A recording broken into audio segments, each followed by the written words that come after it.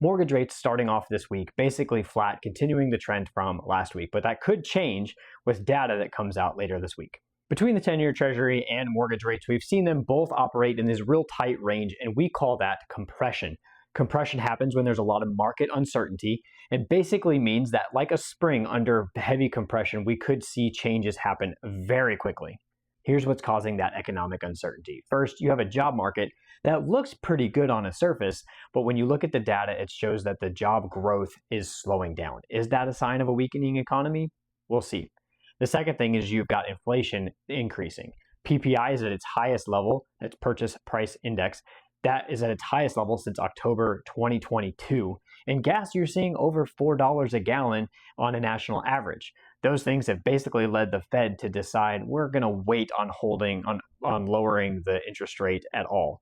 And those concerns have led interest rates to slightly increase. But those two things opposed to each other. You have economic slowdown and increased inflation, which is what we talked about last week with that tug of war going on right now. So here's what to look out for this week. We're going to get the Fed meeting minutes from the last meeting that they had where they decided to keep the Fed funds rate the same.